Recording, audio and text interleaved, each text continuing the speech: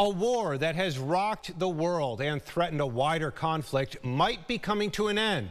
This after it was announced today that Israel and Hamas have agreed to a ceasefire.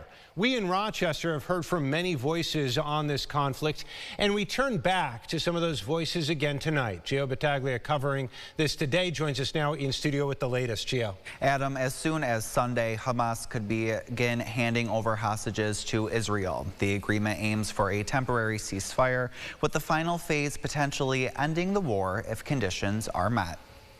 What we hope, the inevitable hope, is that this will be a lasting and permanent peace for all people in the Middle East, which is, I think, what we really all want to see in the end.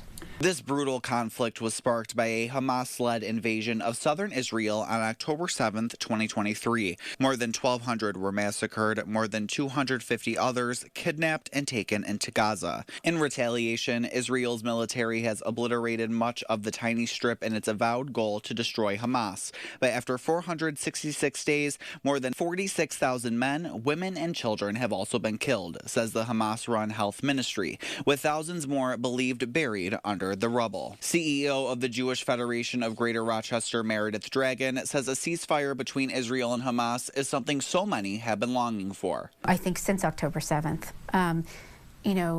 it's really almost unimaginable, the kind of pain and suffering that people have been going through, particularly the hostages. In the agreed deal, phase 1 would last 42 days, with Hamas releasing 33 hostages, including women, the elderly, and sick. In exchange, Israel would set free dozens of Palestinian detainees. The concern from those I spoke with is both parties upholding that agreement. And historically, Israel has violated terms of ceasefires and agreements before, and so it's just It's a lot of hope, but at the same time, a lot of fear, a lot of skepticism. And then we hear that this deal isn't even supposed to be implemented until Sunday.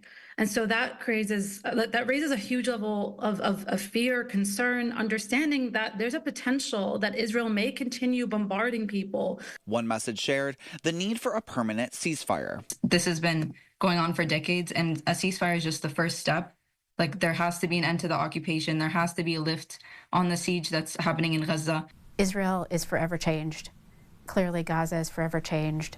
And yet we need to figure out how to move on and how to allow people to live in safety and security. The agreement still needs to be approved by Israel's parliament, but is expected to go into effect in the coming days. Adam, back to you.